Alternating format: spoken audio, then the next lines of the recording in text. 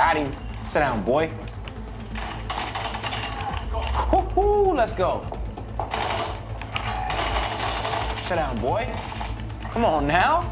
Yeah, go to sleep. Come here, boy. Come here, boy. Come here, boy. Ah, your boy got me though. Oh, let's go, boy. Let's go.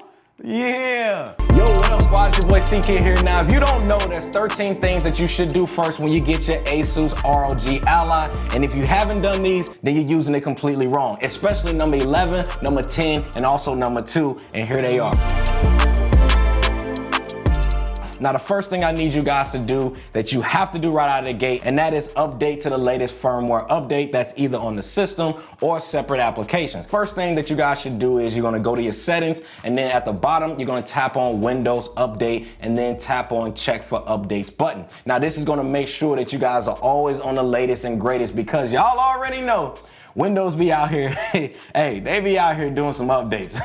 Now, the next thing we want to do is make sure that you guys have updated your Armory crate or your gaming library is what I'm calling it, as well as your Steam and other platforms that you guys have downloaded. For this one here, you need to go ahead and press this button here on the controller or the console, and you're going to go to Content at the top and then tap on Update Center, and then go ahead and tap on Check for Updates. Now, this is going to get your gaming center up and ready to go with zero issues at all. You want to also update that Steam app too. Now, to do this, you're going to go to the upper left hand corner and you're going to tap on Steam and then tap on Check for Steam client updates. And just like that, man, you are all updated for everything across the entire freaking board.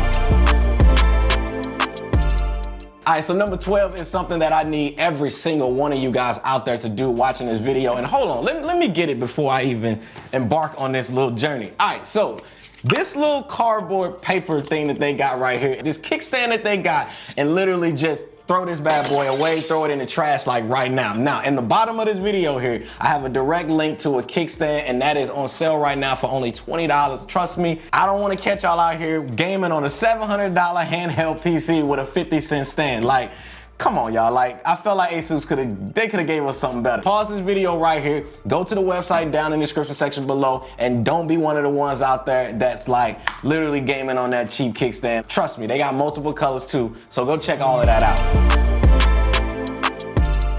All right, so number 11 is another item that I highly recommend you guys get, and that is a high quality tempered glass screen protector. So here's the thing, right? This is a screen that has like a crazy amount of tech that's built into it. Obviously it being touchscreen and all of that, right? This ain't nothing like a smartphone to where it's like if you crack your screen, you can still hold on to it for a while because you can still browse the web, you can make phone calls on it, you can text and all of that. But when you buy a device like this right here, you're mainly buying it because you want to game on it and pretty much nothing else. If you guys accidentally drop this and it cracks the screen, there goes $700 down the drain. You don't want to be one of those people at your friend's house or you out and about and you trying to play COD with a whole crazy crack in your screen and you wonder why your KD is low because you can't see nothing.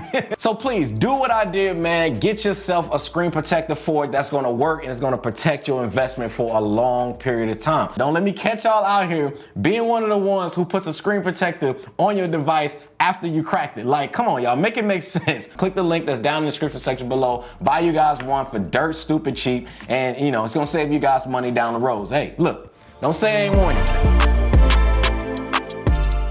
All right, so number 10 is I need you guys to delete all of the applications that you guys won't use, like Microsoft Office Suite, Calculator, Camera, News, Spotify Music, Sticky Notes, Voice Recorder, or whatever else stock applications that's on here that you don't really feel like you're ever gonna use. Because the reason being why this is important is because you only have 512 gigabytes of SSD internal storage, and if there's any way that you can free up more space, then I would say do it. Yes, I know, I get it. You have the expandable storage here at the top, but depending on the type that you buy and how many gigabytes extra you want, it could kind of get costly. So I'm trying to help save you guys some money so that way you can use some of that money, buy a better kickstand, as well as buy a screen protector for it that I told you guys about that's gonna save you money in the long run. To delete your applications, you wanna go to settings, you're gonna go to apps, and then you're gonna go to install apps. And in here, you're gonna see all of the applications that you have access to delete. To delete them, you just tap on the three dots on the right, tap on uninstall, and just like that, you're good to go. See,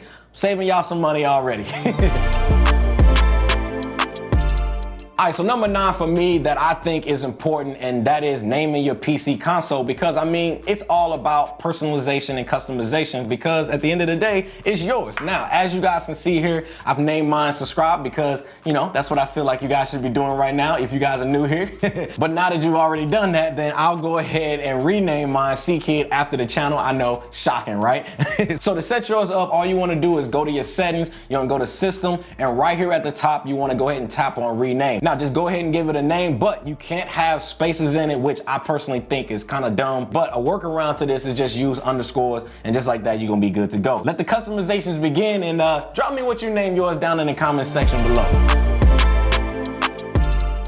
All right, so number 8 is something that is gonna help with your battery life, because one of the main problems that I'm having with this console right here, and I'm gonna do a whole video talking about battery life tips and tricks and all of that kind of stuff like that, and that is setting up your background to be like a dark mode or dark theme.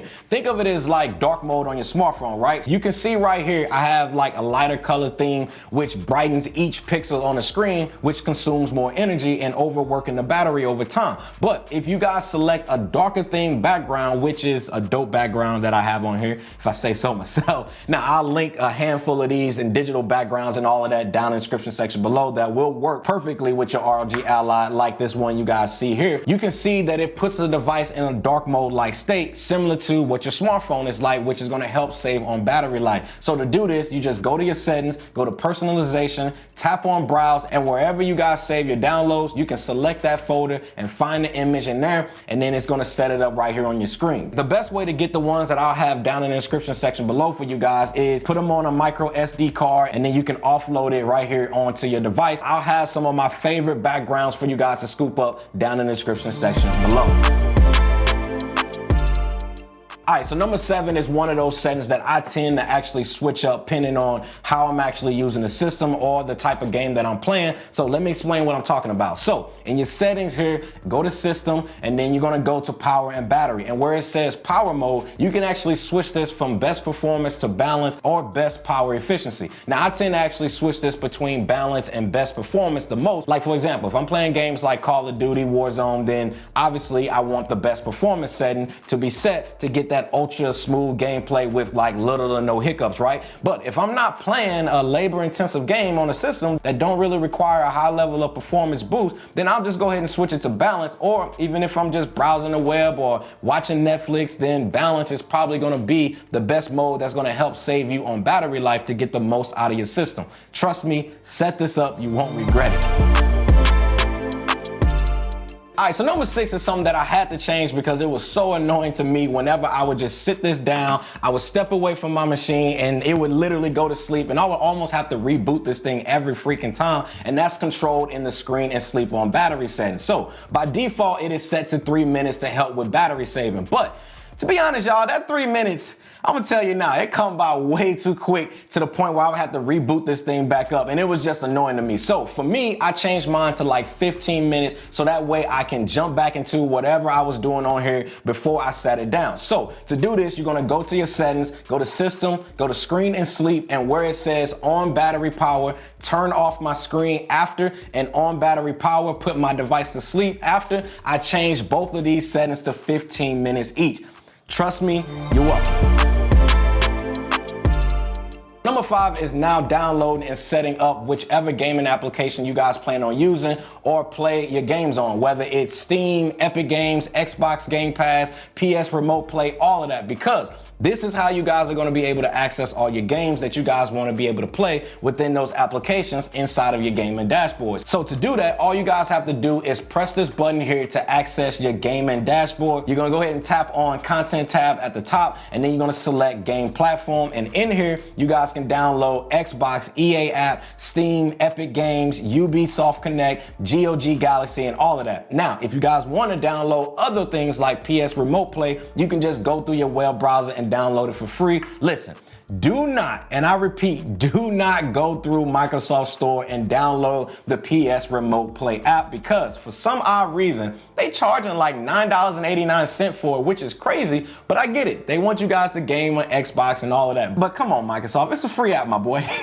Matter of fact, I'll have a direct link for y'all down in the description section below for free. I'm telling you guys, the description section of this video, yo, it's got some heat down there. All right, so number 4 is connecting up your external controllers like an Xbox controller or a PS5 controller. So to do this, the first thing you guys want to do is tap on your control center options in the bottom right corner where your volume, your Wi-Fi, and all of that stuff is at, right? Then you're going to tap on the arrow on the Bluetooth symbol, or another way you guys can get to it is go to your settings, go to Bluetooth and devices, and in here you can tap on add device and tap on Bluetooth option. This is probably the easier way to do it. Now, if you guys are connecting an Xbox controller, it's simple. All you want to do is just press and hold on the Bluetooth button here at the top of the controller until the Bluetooth pairing mode is set. And then from there, you should see it pop up on the device under the add device area. You're going to tap on it, and just like that, you're good to go and you're done. Now for PS5, you would have to do the exact same thing. You want to put this into Bluetooth mode on the PS5. Just press the PS logo as well as this button here, and it's going to put it into pairing mode. Now, once you guys have both of them paired, there's another step that you need to do on the console in order for the controllers to actually work outside of the onboard controllers here on the system. Now, what you need to do is you need to tap this button right here, which is going to bring up the command center on your ROG Ally. And where it says embedded controller, you want to go ahead and toggle this to disable it. This is going to disable the onboard controllers on the system here, so that way it will switch over to the Bluetooth controllers automatically. Trust me, y'all, I was super lost until I figured that out, because I was on here like, why isn't my controllers working? And it's because you have to turn off these controllers on the system. You know, there you go. Now go ahead and share it with a friend, you know, so they'll know. Sharing is caring. All right, so number 3 is one that is more dependent on your needs, and that is figuring out what operating mode works best for you. So what I'm talking about is, if you guys were to tap on command center button, you guys are going to see performance option that would allow you to be able to switch between the different output wattages, which obviously the higher the wattage, right, the better the performance is going to be. But also keep in mind that the higher that wattage is, also more battery draining and consumption is going to happen. So I will say this, because I tend to switch between all of these different modes, my rule of thumb is this: 10 watts is mainly going to be for something like web browsing, you're watching Netflix, YouTube, stuff like that, right? Just casual stuff. 15 watts is going to be used if you're doing some like lightweight gaming on it, more like medium processing stuff, but nothing that really needs crazy amount of powers to keep up with the movements in that game. Basically a game that does not have a lot of graphics or fast-paced movements, right, is what I'm talking about. All right, and then when it comes to 25 watts, I use this if I'm playing intensive games like Call of Duty, God of War, Forza games that require a lot of power and output to keep up with the high-level rendering performance that's needed for those fast-paced games, as well as a lot of those high-end graphics. So let me know down in the description section below, what games are you guys playing right now, because, you know, your boy's always looking for some games. All right, so number 2, y'all, is super important, y'all, and that is setting up your left and right stick dead zones. Now, this is super important. This is life or death between the games that you guys are playing. Now, obviously, this is going to differ from everybody because it is up to the type of games you play and, you know, what works best for you. So to change this, you want to go ahead and tap on the command center button. You're going to tap on game profiles, then gamepad mode. Now in here, this is where you guys are going to be able to remap buttons, and you can really customize this system and button layout to whatever you guys want. But for what we're talking about right now, we want to go ahead and tap on left as well as right stick. And in my personal settings here, I have my dead zone set at 20% and the outer threshold here set to 80%, because by default, the settings that they have on here is crazy, and it makes it almost impossible to be able to play games with this because the movement is just crazy difficult and aiming is literally freaking impossible. So I'll say find whatever settings and tweak them to whatever works best for you based on the games you guys are playing, and that right there is gonna get you right.